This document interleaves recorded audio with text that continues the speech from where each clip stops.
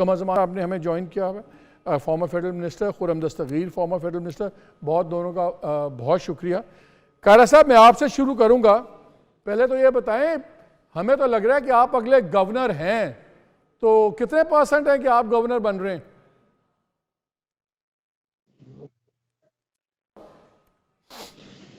शुक्रिया मालिक साहब, ये आप जैसे दोस्तों की मोहब्बत है। बाकी पार्टी का फैसला है, जो पार्टी जिम्मेदारी दे। मेरी पार्टी ने हमेशा मेरी इज्जत रखी है और मेरे लिए ये भी एक एजाज है कि जमात मुझे इस काबिल समझ रही है उस कंसिडरेशन में, तो शुक्र। बाकी जिसको बनाएंगे वो पार्टी का फैसला है। मैं अभी बात कर रहा था, आपने सुना होगा, मेरा इसलिए ख्याल ये है कि आपका इसलिए हमें नाम ज़्यादा स्ट्रांग लग रहा है। क्या पार्टी का प्लान ये है कि जो गवर्नर जो भी बने तो गवर्नर हाउस फिर पार्टी का बेस कैंप बन जाएगा पंजाब में, पॉलिटिकल एक्टिविटीज़ रिवाइव करने का, और होता ना एक अड्डा बन जाता है। तो क्या गवर्नर हाउस बड़ा प्रोएक्टिव पॉलिटिकल इन्वॉल्वमेंट एक्टिविटी में इन्वॉल्व होगा?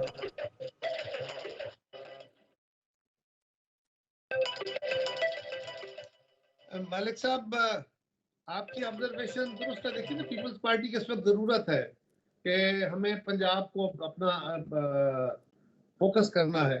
पंजाब के अंदर हम अपनी परफॉर्मेंस से, बहुत सारी और वजूहत भी हैं, उनके ऊपर भी हमारा तहफ़्फ़ुज़ात अपनी जगह, लेकिन हमें अपनी परफॉर्मेंस को भी देखना है, पार्टी को भी ठीक करना है।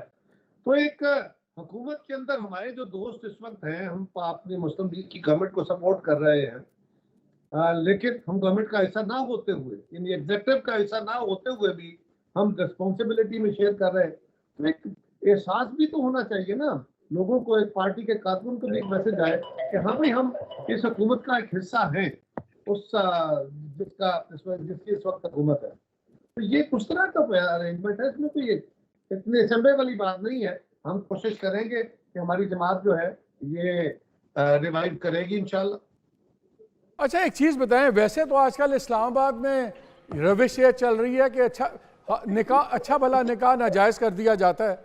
मैं ये पूछ रहा हूँ, ये पीपल्स पार्टी और PMLN, ये कैसी रिलेशनशिप है कि इस्लामाबाद में निकाह नाजायज़ है, बलूचिस्तान में जायज़ है?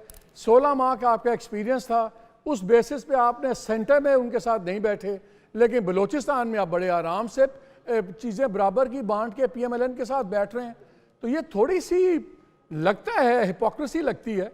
या तो PMLN के साथ आप काम कर सकते हैं या नहीं कर सकते।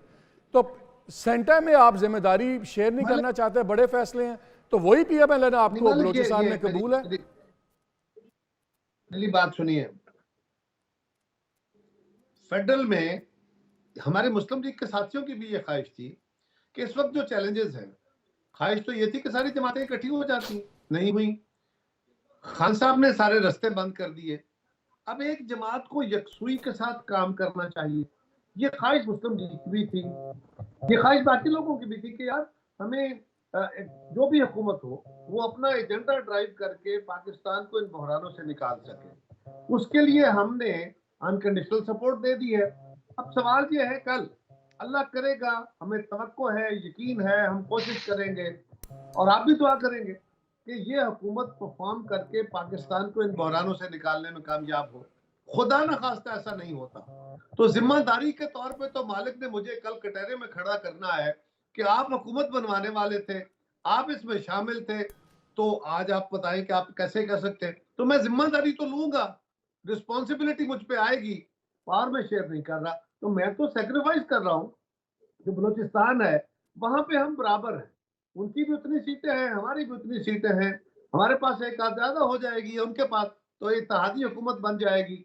यहाँ पे हमारा नंबर भी कम है और हम समझते हैं कि माजी के तजर्बे के मुताबिक भी, मुस्लिम लीग की ख्वाहिश के मुताबिक भी और चैलेंजेस को सामने रखते हुए भी कि मुस्लिम लीग को मुकम्मल तौर पे एग्जीक्यूटिव अथॉरिटी में आज़ादी हो, लेजिस्लेटिव बिजनेस में हम उनको सपोर्ट करें ताकि वो पाकिस्तान को इन बहरानों से निकाल सके।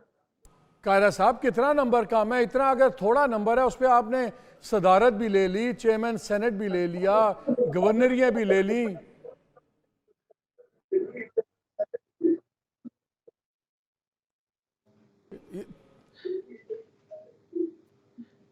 ये थोड़ा सा एग्जीक्यूटिव अथॉरिटी तो नहीं ली ना मालिक साहब।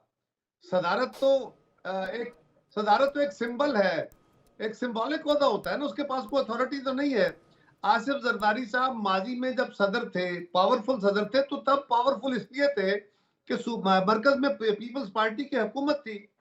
आरिफ अलवी साहब कितने पावरफुल सदर हैं, इतने ही पावरफुल सदर होते हैं, गवर्नर के पास कितना इख्तियार होता है।